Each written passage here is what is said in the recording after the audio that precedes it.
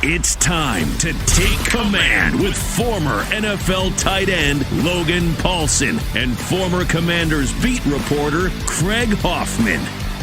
What's up? What's happening? Welcome in. It's the Take Command podcast. Craig Hoffman here. Logan Paulsen there. And it is time to preview the Bengals and Commanders. Bum, bum, bum, bum. Monday Night Football, Logan, so people have some extra time to listen to this. Going to be a fun one in Cincinnati on Monday night. Before I forget, housekeeping-wise, it will be me and a Paulsen on Tuesday morning for an instant reaction show. Grant is going to join me, not Logan. Logan's going to be up very late on Monday night. So Tuesday morning will be our instant reaction show. GP and I will knock it out, and then Wednesday we'll be back with a film breakdown. So that'll be our schedule next week. But Logan, before we worry about next week, let's worry about this week and the challenge that Jayden Daniels has against this Bengals team. Lou Anarumo, one of the most respected defensive coordinators in the league. They got some real talent on that side of the ball. But what makes a Lou Anarumo defense so good? And how has he consistently been one of the better DCs in football over the last, let's call it, half decade to decade? Yeah, I mean, we could probably do a whole show like getting in the weeds on what makes him really good. But at the highest of high levels, to me, it's that they're really well coached, right? He's got good players for his system. They know what to do. They play hard. They're in the right spots. And so like that's like kind of step one to having a good defense at any level. But I think the thing that makes Lou Anarumo's stuff kind of special is that they do enough variety and they run it in different ways that gets you that puts you in conflict from a passing game perspective. So they show you a quarters look and they do run quarters and they run it pretty good, but then they go from quarters to like a man match, or they go from quarters to a single high look and they're playing man coverage and they're bringing a pressure. They bring a little bit of zone pressure. They kind of dabble in a lot of different stuff. Very similar actually to kind of like New England and what Bill Belichick used to do. It's like you'd watch a Bill Belichick team and they had kind of like their core identity. But you couldn't really pin it down because they weren't in it that much, because they kind of would get into a variety of different things and a variety of different pressures. I will say, like after watching the New England game and the Kansas City game, he does seem to have a tendency to want to bring pressure on first down, whether that's nickel or a linebacker or some type of run stunt. They get in there, kind of jam front, and they'll stunt the play side. 3 technique, and they'll loop the nose kind of to stop the run. So they do a lot of different stuff that I find over the course of my playing career is problematic, not only from a run game standpoint, but specifically from a coverage standpoint, from a quarterback seeing it. And like when you're watching the All-22, you kind of sit down and you're like, man, like this looked like man to me, but it's actually match. And like I probably would have thrown this ball here, but they did a really good job passing this concept off because of the match principle. And I probably would have thrown a pick. So I think that's something that'll be really interesting to keep an eye on with Jayden this week is how he sees the passing game and how Kliff can kind of limit it. Because, I went back and watched the Giants game again, and I think Kliff did a really good job of forcing the Giants into certain coverage structures based on formations and based on kind of that screen game early on. I'm not sure Lou is going to give you that same response, but if you can dictate to him on some level and simplify what Jayden's looking at, I think that's going to be super helpful. And then last point, I do think, and we can talk about this in more detail in a second, I think they have a really hard time from a personnel standpoint stopping the run. They just don't have the same people that they've had there. So I think that's something that, again, is favorable for Washington. Yeah, so that's interesting, because if I hear all that, I'm thinking Kliff Kingsbury is going to be like, we're going to run the hell out of the football. Like, they don't do this thing well. The things they do well come with a lot of risk. So if we're going to pass the ball downfield a ton, that comes with a lot of risk. Turnovers is something that we've avoided so far this year. Let's just run the football and continue to do that. And I think, unlike some coordinators that have been here in the past who might have that thought and then can't actually follow through on it, or won't follow through on it, whatever you want to phrase it, or however you want to phrase it in the game, like Kliff has shown that discipline. He will stick with the run, which I think is kind of funny considering his background, the air raid. He's a former quarterback, the whole thing. And last year, the offensive coordinator was a former running back who wanted to pass the hell out of the football. So it's kind of funny how some of that works sometimes in the league. But for Kliff, like, he will do it. I think the most impressive part of this offense has been the run game so far. And I also think that they have been very, very careful about Jaden in the drop back game and limiting those opportunities. And so while I think they do want to get to a point, and we saw it last week, right, where they did open it up a little bit more as the game went, whether that was him feeling his way into the game or kind of the realization that we talked about that maybe they weren't letting him get into a rhythm. It was too robotic, too predetermined. They've got to find that balance. And so how does Kliff go about making sure that Jaden has enough in the game that he's able to hit the things that he needs to when the moments call for it, and that they can be explosive in a way that they weren't last week? 0 throws, air yards of 20 plus, but also mitigating the risk and making sure they don't put the ball in harm's way and take advantage of a run defense that perhaps is right for taking advantage of. Yeah, I mean, I think you kind of hit the nail right on the head there in terms of like the conundrum of this game. And so what I would say is that, like, obviously they've struggled stopping the run in 2 games, right? They really struggled against New England. That doesn't mean they never stopped the run. I just want to be clear, but New England ran the ball effectively. Richardson, is that Stevenson? Is that his name? Ramondre Stevenson. Ramondre Stevenson, yeah. Did a great job of just kind of getting extra yards, 15-yard carry here, but there was a lot of kind of neutral or 1-yard gains. So again, like, being deliberate and sticking with it. And I think the other thing is when you watch Cincinnati is they understand that they're having a hard time with it. So they're doing more stuff on early downs to kind of slow you down. And I mentioned some of those things, like with the line stunts and the pressures and, walking linebackers up in the A gap and getting out of. I thought New England did a really good job of getting them out of, by running the football, some of those too high coverage structures that they want to be in and getting them into more single high looks. But they know that that's an issue for them. So they're going to have an adjustment. I'm very confident, that's going to kind of say, hey, we this is something we need to get taken care of. The next point is, to run the football, you need to be in a very favorable game flow. So that's the other thing I just want to point out here. Like, one of the things about last week is that, like, Kliff's able to stick with the run because, Jaden and the offense did a good job getting first downs, but also the score never got to a point where it was out of hand and they needed to throw the football a ton. So I think that's something to keep an eye on. Like, in this game specifically, the complementary football game is going to be really important too. That second part of what you said about limiting Jaden in that drop back passing area, because if they're down by 2 scores, you're going to have to throw the football. He's going to have to get back there and let it rip. And again, like we just talked about, like, that's kind of how this defense is built. They're built kind of to defend the pass and rush the passer from like a blitzing standpoint. The personnel's outside of Trey Hendrickson from a pass rush standpoint is just okay, but they're good at it because they built the defense understanding that Joe Burrow is their quarterback and they're going to have to defend a lot of passes. And so that's what they're good at.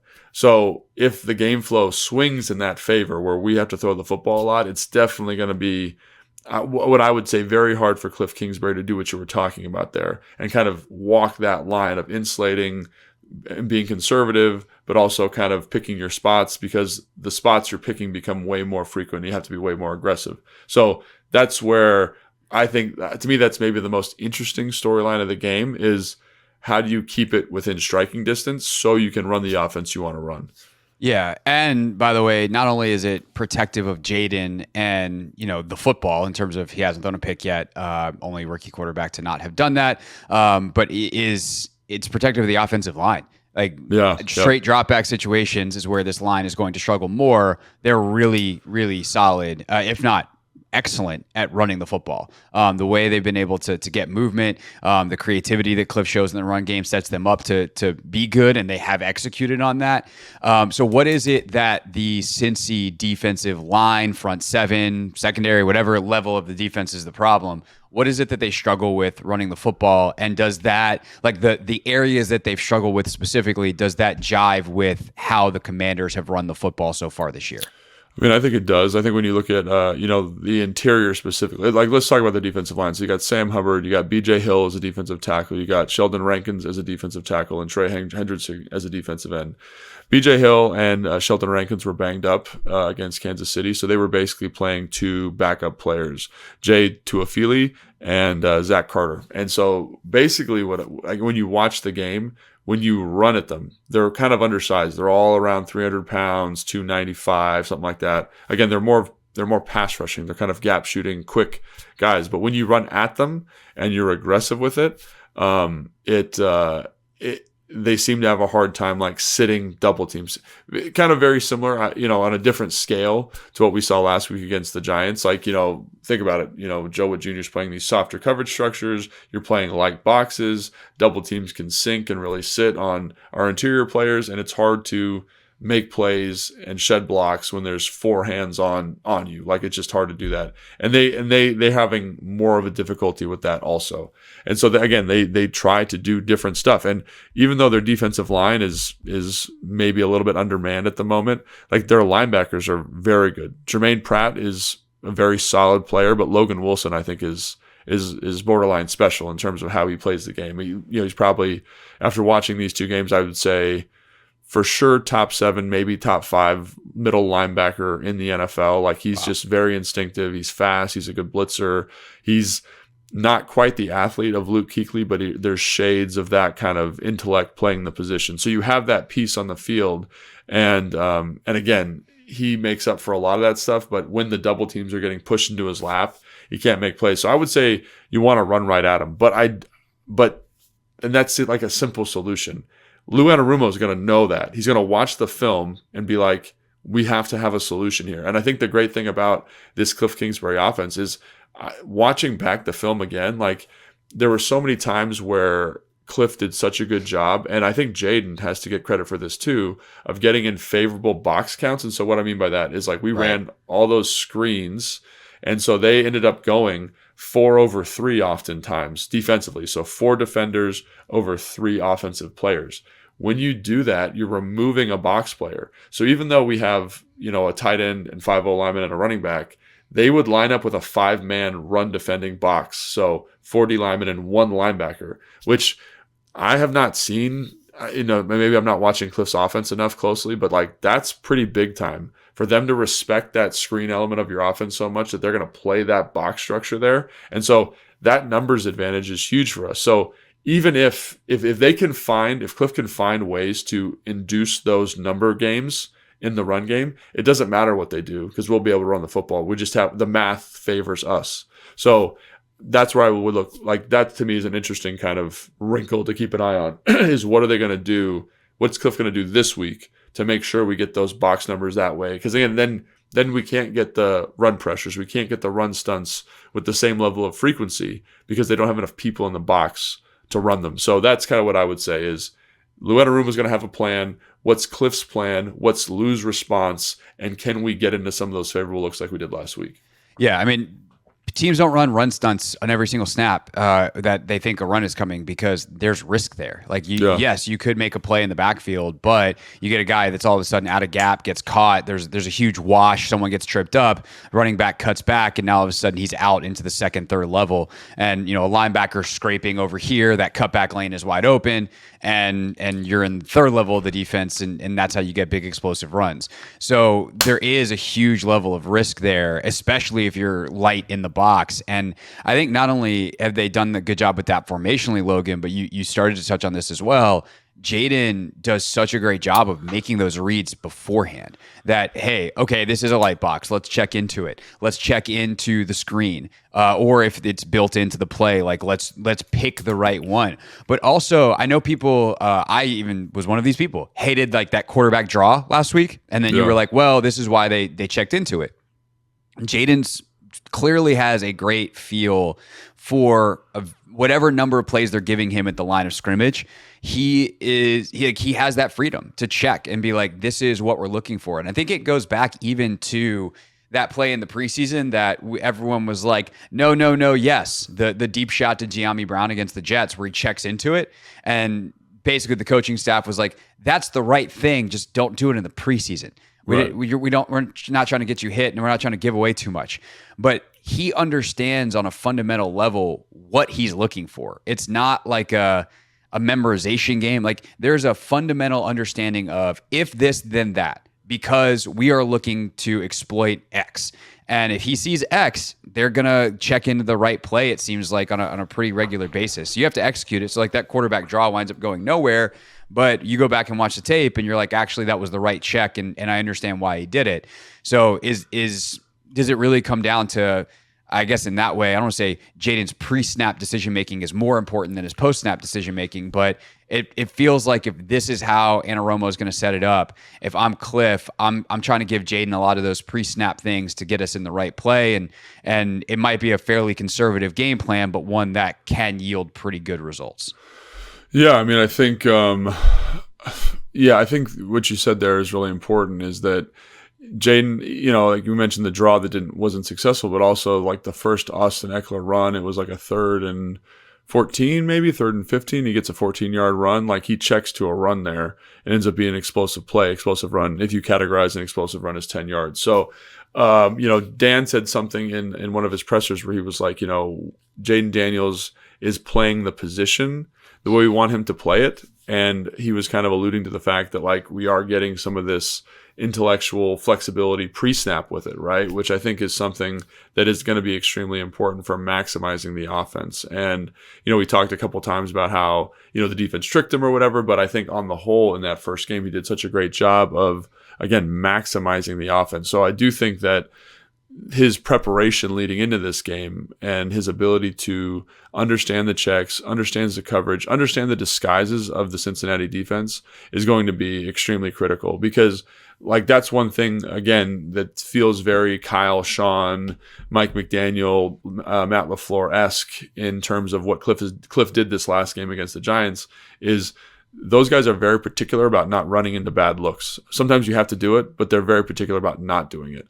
And I thought that the staff did a really good job of saying, hey, we like these runs, but we're not going to run them into just to bang our head against the wall. We're going to run them versus the looks we want to run them against, which I thought was pretty fantastic. So, I don't know. I think that's going to be a huge storyline as well. Because Dan was basically alluding to the fact that, like, even though he hasn't thrown the ball, Jaden Daniels, like the way I think a lot of fans want him to, that other element, that kind of unseen element of his game in terms of post snap stuff has been excellent. So I think, again, like because of what Cincinnati does in terms of the variation, it's going to be much more challenging this week, but hopefully he's up for the task. And if he can do that, he's going to put the offense in a good position to be successful for sure.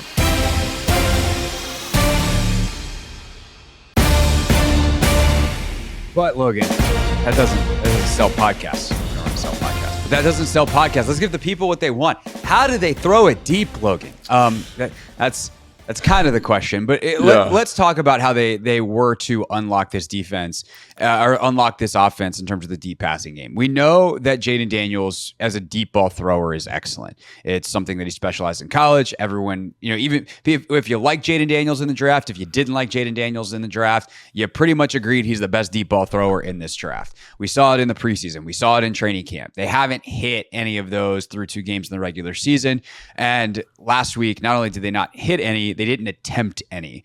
It's hard to win games in the long term in the NFL if you don't generate explosive plays. More explosive plays come in the pass game. So, given all the challenges of this Cincinnati defense, given that we just talked about all the reasons why we'd probably steer mostly away from this and just try to, bleed them with 1,000 paper cuts, and maybe some of those cuts are more significant than others. If Cincinnati struggles to run, you can generate or struggles against the run. What needs to happen based off what's being called right now, or what are some areas where they can perhaps shift some of the calls to try to generate some explosive plays in the passing game? Yeah, so I think when we say we want to run the ball, we want them to kind of adopt a similar game plan to last week.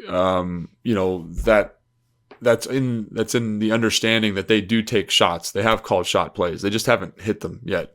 And again, last week it was because the Giants did a really good job covering. I think they called what I would say maybe three or four kind of deep down the field shot plays that were covered well.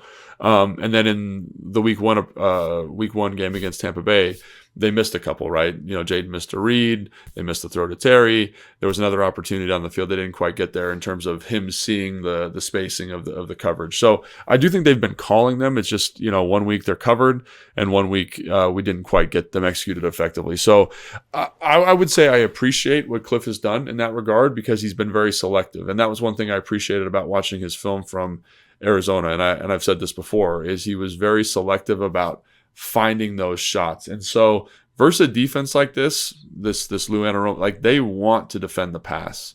They're very good at it. They're very well disciplined in the back end. They've got a lot of experienced players, guys that understand the defense at a high level. So if I'm Kliff, I'm going to, again, kind of adopt this, Kyle Shanahan philosophy. It's like, if you want to play two shell, like we're going to run you out of it. And the second you're out of it, that's when we're going to take our shot. That's when we're going to take a play action shot. That's when we're going to run our fake screen takeoff. That's when we're going to run our, 4-man overload and isolate Terry on the backside or whatever that looks like, however we get to that for this particular week. But we need to dictate to you in a certain way. And I think that might happen sooner rather than later, because I think Lou Anarumo is going to come out in a single high shell. So maybe you come out, you take a shot early, in the first drive, kind of, again, to see if you can get them back in a favorable coverage structure. But yeah, to me, that's how you would do it. And I think that's how Kliff has done it so far. And I think I think fans want more explosive plays down the field. And I understand why. That's exciting. That's fun. That's engaging. Also prevents you from having to score in the red zone if you can actually hit it for a touchdown, which 100%. is relevant. But I think I think it's important to remain selective with it, to remain selective with those opportunities. Yeah, for sure. I think that the one thing that's also impressed me about Jaden so far is his patience, right? Like he knows he's a good deep ball thrower. And sometimes we see quarterbacks who love the deep ball that fall in love with the deep ball. Or who are good at the deep ball, fall in love with it. It's like, I got to look for the big play. Jaden is actually probably processing still a little too quickly and maybe not sitting on some things that could be bigger plays down the field. He's like, let me get the ball out of my hands. That's what they want. And, he kind of has been a living embodiment of the old Alex Smith. You can't go broke making a profit. And sometimes that profit's with his legs. Sometimes it's the quick passing game, but he's doing a really good job of continually pushing the team forward, even if it's incrementally, and not just waiting for the big one. One other thing that Anarumo might do, though, that I think takes a player, like potentially opens up the opportunities for big plays in the passing game, because it takes a player on some level out of the coverage structure, is their teams are going to start spying the hell out of Jaden. They're going to eventually go, we can't have this guy scramble everywhere. Now, I don't know that there's a spy that's really well suited necessarily to spy Jaden, because he's so fast that you can watch him all you want. Catching him's a whole other deal. But if there is a lot of spying of Jaden in the passing game, what opportunities does that potentially open, whether it's a different area in the middle of the field, certain gaps that'll be a little bit bigger in zone coverage? It maybe dictates, hey, if you have a spy here, you have to play man or certain types of zones behind it. Like what does the spy do to a defense, and what opportunities does that create for an offense? Because I would guess that we're going to see that and certainly in like third and long situations, if not a lot more as the season goes on in all kinds of situations. Yeah, so I think there's a really good example of that in the New York Giants game. So they didn't do a ton of spying, but they did enough. They'd probably, I'd say 7 snaps maybe. And so what happened was, it's the play that Austin Eckler catches that little middle screen underneath. Mm-hmm. And, it ends up being a first down. And so if you look at the safety to the offensive left, he's like rotating down into the box. And usually that's like your plug player, or like your hole player, some people call it. Like, think about your Madden, right? You got your post safety who's kind of playing the whole field. You've got your man players on the outside, and your plug players kind of helping everybody coming internally, right? And so he's spying, so his eyes are fixated on Jaden. And he's not aware of the screen. He's not aware of the back. So he kind of works himself up pretty close to the offensive line. He's not looking at the running back the way a normal plug player would. And as a result, when the ball comes out, Austin catches it, and he's like surprised that the offensive lineman is up on him already, blocking him for the screen. And so he can't make a play on the screen. And so I'd say that's at its simplest level. It just changes the focus of that kind of whole plug player, and he's no longer a plug player. So it stresses everybody in man coverage a little bit more. It stresses that player more, because they're of two minds now. They're a coverage player, but they're also spying the quarterback. And so you become a little bit faulty. And I think that's a great example on that Austin Eckler catch of how that happens. And then as a result, like, you have to build, if you're going to spy all the time, you have to build your coverage structures around spying, you know what I mean? Around this limitation, around, not having everybody locked in on their assignment 100%. And that becomes really, really challenging because you can't, when you start bastardizing rules of coverage to start spying people, it's a little bit like a house of cards. Like you pull that one card out and it makes everything a little bit weaker and a little bit less effective. So I think that's an interesting kind of thought experiment if they start spying a lot. I don't think they will. I don't think they'll do that. I think they'll try to handle it with their rush plan because, again, it does. I think they'll throw in it a little bit, obviously, in certain situations, but I think it weakens you so much that it's not always worth it. And I think they do have personnel like Logan Wilson, man. I think he's instinctive enough. Like, I think that's one thing about spies is everyone's like, oh, you got to have, like the best athlete on the field to match your best athlete at quarterback. And to me, there's more of an instinctive element to it. There's more like understanding that it's the time and the down, like when the quarterback likes to run, the angle I need to take to cut him off.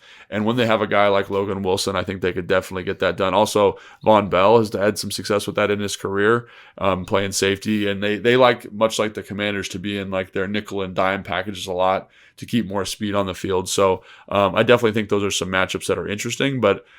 And again, they'll probably do it a little bit. But if I'm Lou Anarumo, I'm saying their pass game doesn't really, that's the priority in terms of defending. And we can live with a couple stolen first downs as long as our offense scores a lot of points. So let's get to the Bengals offense then and talk about Joe Burrow, one of the best quarterbacks in the NFL. And Logan, watching them on tape, boy, do they know it.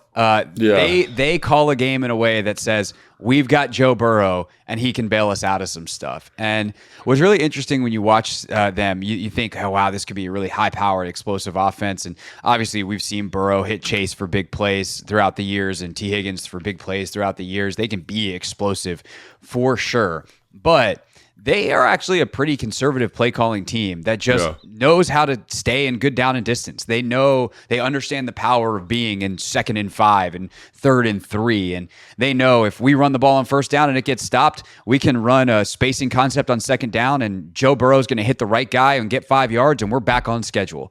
And the reliance on him to be able to just consistently make good decisions in the quick game and the fact that they feel like they can literally get 5 yards whenever they want, I think impacts the way they call the entire game. How does that ultimately play out when you watch the game unfold from there? Yeah, I mean, I think that's a really good way of putting it. It's like I don't want to say they're a bad offense, but they're not a particularly well-designed offense at the moment, right? It feels like there's certain offenses you watch, like Tampa Bay, you're like, oh, wow, that's pretty good. Detroit, Kansas City, name your like high-powered offense. But they seem to really be leaning on Joe Burrow. There's not a lot of motion in the offense. There's not a ton of formation variation. There's not a ton of super tight splits. Like there's just it's like we have Joe Burrow and we're going to execute at a high level. We know he's going to execute at a high level and he's going to maximize our play call. And so I think that's one of the reasons when you watch the New England game, they don't look particularly effective because he was not particularly effective. And then you watch Kansas City and you're like, oh, Joe Burrow's dealing, like the offense looks pretty good. And they're asking him to make a ton of like very high leverage throws all the time. So what I would say is that like when you get a simple coverage structure like that or simple offensive presentation, it allows you to do stuff that maybe you wouldn't do otherwise. So for example, they ran like a lot of like, I don't know, like double team, I want to say, because it's not a true bracket on, Jamar Chase. And so Jamar Chase is getting really frustrated. But like if you watch the Kansas City game, they're bracketing Jamar Chase on a 3rd and 9, I want to say. And then Joe Burrow delivers an absolute laser beam to Mike Gesicki, the tight end, over the middle of the field. And he ends up making an explosive play. I think it was a 50-yard gain. But like the window that he had to throw that ball into, I mean, it couldn't have been any smaller. But that's what he is able to do. I'll also say that their offensive line, they've invested quite a lot in the offensive line. Orlando Brown at left tackle, Trent Brown at right tackle. They are not, through the first 2 games, they're not playing exceptionally well. And so I do think he's been under a little bit more pressure than they would like. So I do think there's there are chinks in the armor for this offense when you watch them on film. Like, they're a little bit simple. The offensive line's just playing okay. They can't run the ball very well, like, because, Orlando Brown and Trent Brown are kind of have the reputation of being very good pass protectors. And Trent Brown, having played with him, he's one of the most talented players that I've ever seen in my entire life. But he goes through phases where he's a little apathetic. He gets a little overweight. He's not really, grinding the way he needs to grind. And you see that on film. So, like, when he's got to cut off the backside 3 technique, he doesn't always do it. And that 3 technique ends up making a tackle for a loss. So because they're not running the ball well, it's all on Joe Burrow. I would almost, if I'm Joe Witt Jr., be like, hey, man, like, we're just going to play cover 4 or cover 2, Tampa 2, soft, backed off coverage shells, and be like, you are going to run the ball. You're going to run it because we want the ball out of Joe Burrow's hands, and force them to do something that they're not very effective at this moment. And I'm not saying that they're not going to be able to run the ball for 100 yards, but I would prefer 100 yards rushing than Joe Burrow throwing the ball 40 times a game, because he's the reason the offense ticks in my estimation.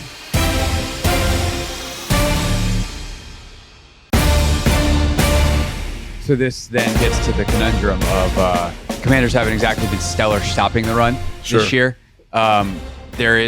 It feels like a potential opportunity to fix that. What do they have to do against what Cincinnati does specifically in the run game to ensure that the get right game is for the Washington run defense and not for the Cincinnati rush offense? Yeah, that's a good question. Because again, I would actually be okay if they were semi-efficient running the football. If they're running the ball for like 4 yards a carry, that's fine. Because I think you hit this beautifully on our last show. Like, at some point, they're going to have a negative or neutral run. And then that's where we have to earn our money. You know what I'm saying? That's where, as a defense, we have to make it go. If on 1st and 10, they run it for 15, that sucks. But now it's 1st and 10 again. And if you get a tackle for loss and it's 2nd and 13, now you're in business. Yeah, now we're in business. And now we can play our soft coverage structure. We can bring our man pressures. We can do the stuff that we want to do. Let John and Duran find those one-on-ones and push the pocket. Because, again, I think they've got some guards that are good players, but over the last couple of weeks, they haven't looked. And again, they're playing Keon White in New England, who looks like he's the second coming of J.J. Watt all of a sudden, right? Like, awesome. So anyway, but that's besides the point. But I think there are opportunities there to make that happen. Because if Joe Burrow's throwing it all the time, that's the best version of what they do. Right. And again, they right now they don't have T. Higgins. Jamar Chase looks a little bit disgruntled. He's still playing fine football, but they have, the kid from Princeton over there on the other side. I forget his name at the moment, but they have Gesicki. They have Burton, the rookie from Alabama, a 3rd-round pick who's kind of their vertical threat, but they don't have like that elite playmaker opposite him. So they're good offensively, and they have guys that can hurt you, no doubt. Josephus is his name. But they have those guys out there, but it's really, it's funny watching it because it looks so stagnant, right? And they're really just relying on him just being an amazing football player. So I'm saying I don't want him touching the ball at all. Like, let's disguise coverages. Let's give him soft structures. Let's encourage him to run the football. And when we get that opportunity in that 2nd and long, 3rd and long situation, we got to make sure we get home in terms of pressure. And he will hold the heck out of the football because he is that type of playmaker. He wants to make the play. He wants to push the football down the field. He said that in pressers, since he's gotten in the league. He's like, I don't really care about taking a sack on 3rd and long because I know that making the play on 3rd and long is the more decisive thing. So let's take advantage of those moments. And if we can, again, it's a big if because he's a heck of a ball player. But if you can take advantage of a couple of those moments, you're in business defensively. You're walking a very thin path there, and you don't want to slip off, obviously. Right. Schematically, it's not the challenge, but like it, on a baseline level, this is a team that struggled to cover big time receivers, and you have one of the best quarterbacks in the league and one of the best receivers in the league that you're having to face. And so there's an inherent challenge there no matter what the scheme is. And that's why the scheme, it does become so important of, okay, we definitely don't have the horses in Washington to cover Jamar Chase. You're not going to line up BSJ or anybody else that, Noah or Michael Davis or whoever they call up Chig, whoever they put over there. You don't want that dude one-on-one with Jamar Chase. So you get into these coverage structures that have more players over there. It's cover 2 type stuff where you got someone underneath him, you got someone over the top of him, you're bracketing him, whatever it is. But Logan, that then kind of delivers the conundrum in the run game of, okay, well, now we're light, and that's been the problem so far. My question would be then, what options exist for Joe from a personnel standpoint to mitigate some of that? Because Mike Sainristil I think Mike Sainristil is going to be a great player. I have zero, my opinion on what he's going to be hasn't changed, but he is a lighter, smaller guy who is a rookie. This will be his third ever game, and he hasn't quite figured out how to play the run in the NFL at 5'9" yet. And so whether it's Quan as like a Buffalo nickel, or, they move Noah inside as a more physical nickel kind of guy, or, some of those 3 safety looks and how they move those guys around. How do they, if they're going to, from a structure standpoint, force Cincinnati to run the football or beg Cincinnati to run the football, what else can they do / should they do to make sure that they're ready for those runs?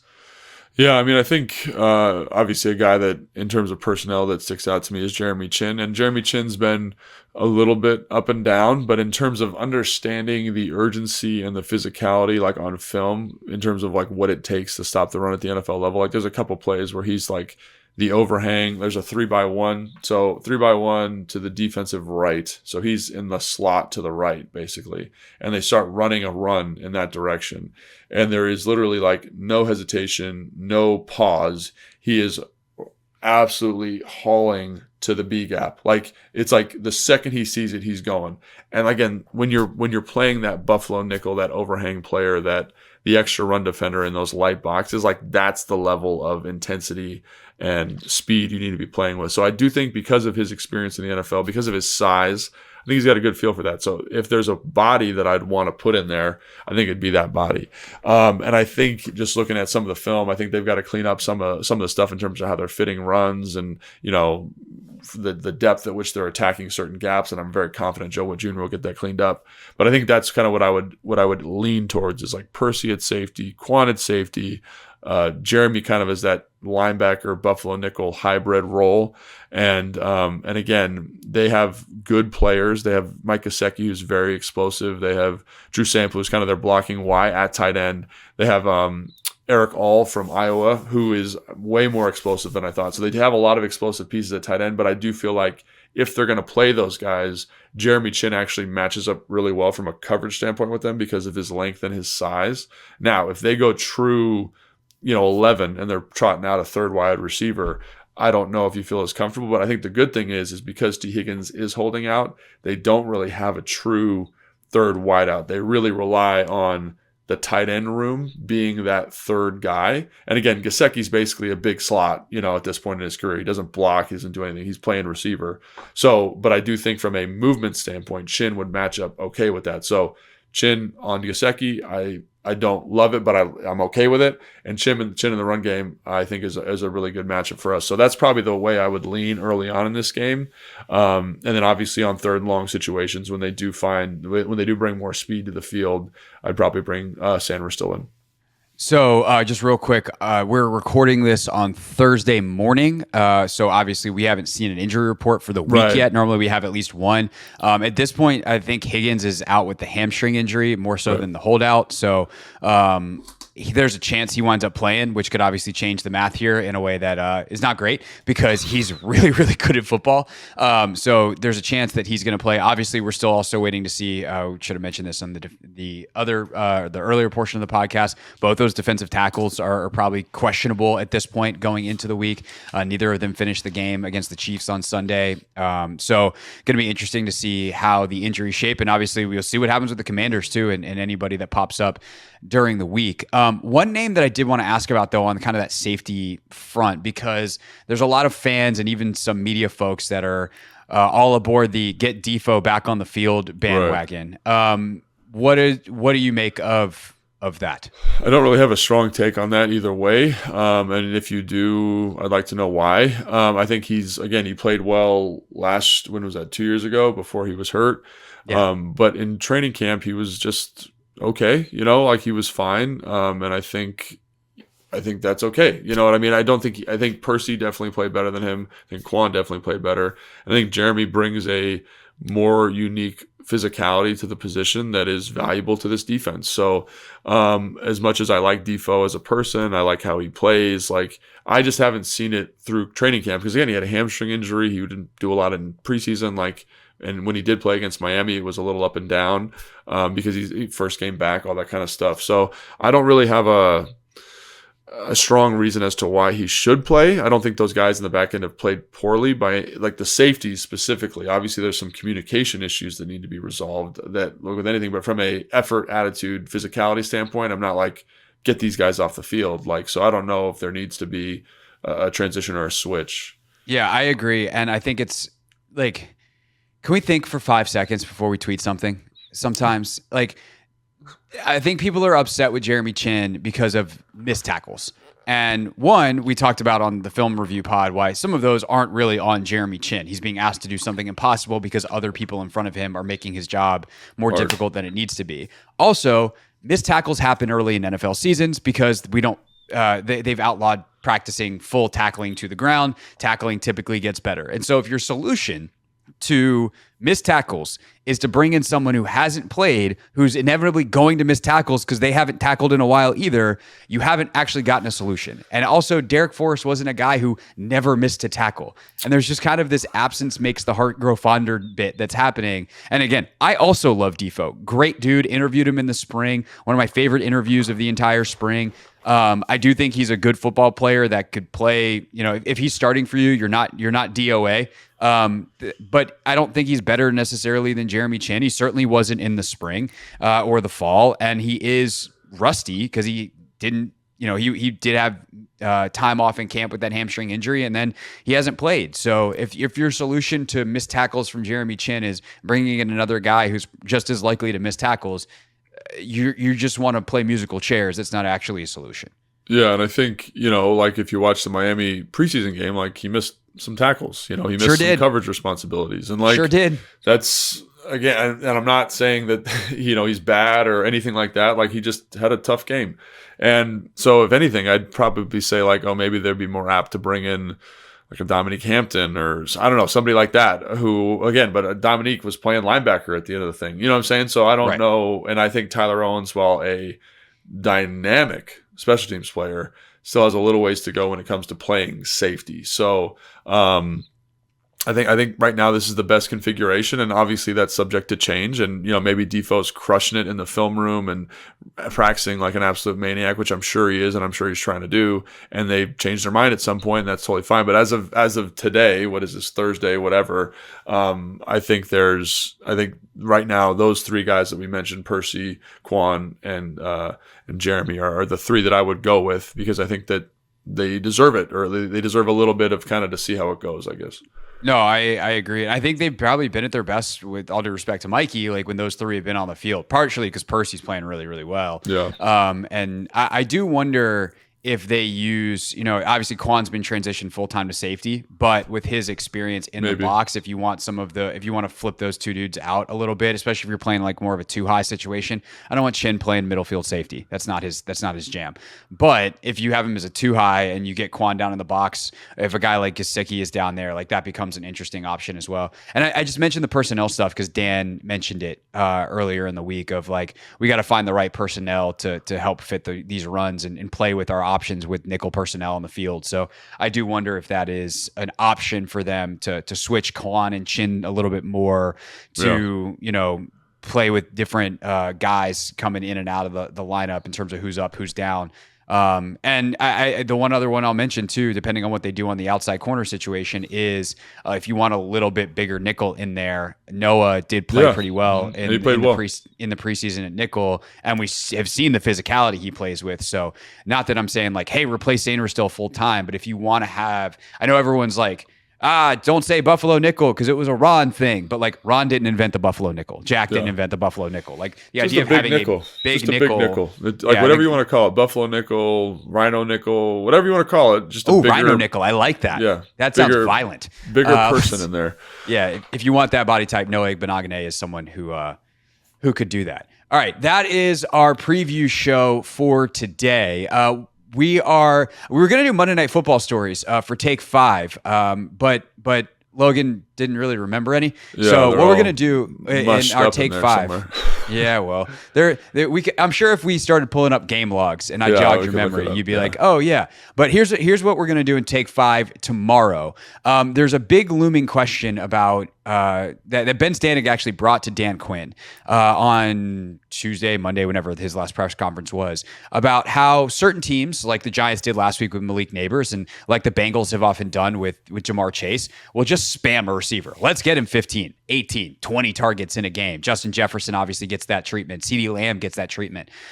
And for years, I think Commanders fans have been like, why can't Terry McLaurin get that treatment? We'll talk about it on Take 5 tomorrow, so make sure you're subscribed to Take Command, and we will see you then. And then off we go into another football weekend. Thanks for watching and listening, and we will see you next time. Thanks for watching this clip of Take Command, which has a brand new home. That's right. You can watch on YouTube at the Team 980. You can also listen to full episodes in the free Odyssey app, which is now enabled with Apple CarPlay. So we'll just, follow you around.